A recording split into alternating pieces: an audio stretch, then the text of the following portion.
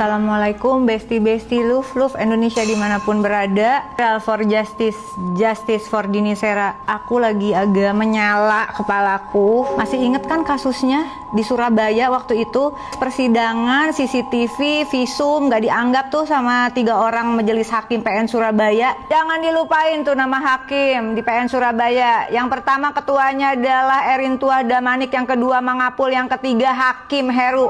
Tahu nggak guys, sebenarnya Komisi Yudisial sudah membentuk tim investigatif untuk menyelidiki sedalam-dalamnya dan udah serius. Rekomendasinya yang disampaikan oleh Komisi Yudisial ke Mahkamah Agung adalah pecat 3 hakim karena ada indikasi mafia peradilan. Tahu nggak, Mahkamah Agung sampai hari ini belum memecat tuh hakim. Nah kemarin 23 Oktober 2024 ditangkep tuh 3 orang hakim berdasarkan pengembangan penyidikan dari Kejaksaan Agung. Terbukti ada indikasi kuat suap dari pengacara Ronald Tanur ke 3 hakim yang tadi saya sebutkan. Jumlahnya nggak main-main, 20 miliar. 20 miliar. Kebayang nggak? Aku pengen tahu tuh perasaannya. Kok bisa-bisanya ya kasus kematian yang sangat tragik bisa ditransaksikan? Kok bisa ya? Ya bisa lah, itu buktinya terjadi. Ditangkap akhirnya 3 orang, tapi sampai hari ini Mahkamah Agung belum juga ada putusan pecat kepada 3 hakim. Aya naon atuh Mahkamah Agung teh Gusti? 4 September 2024 sebenarnya Kajari Surabaya sudah kirim berkas kasasi ke Mahkamah Agung.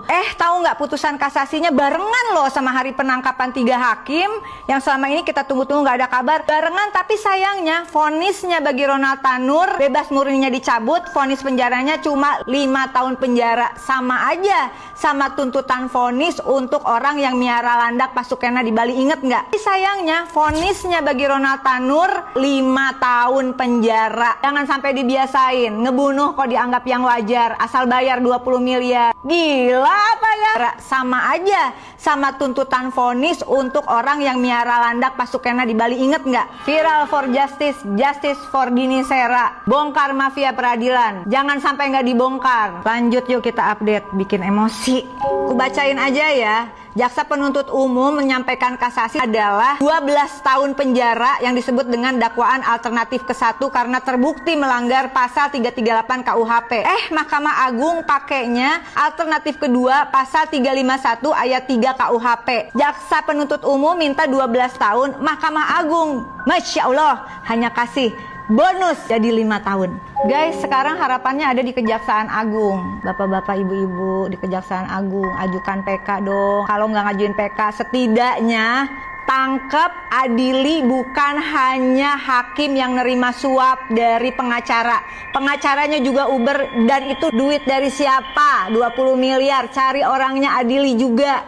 Termasuk Ronald Tanurnya lah, adili lagi. Bisa diadili lagi dengan kasus yang berbeda. Orang duitnya buat ngebebasin dia, masa dianya nggak diadilin lagi? Bener nggak guys? Bener nggak? Ya bener lah.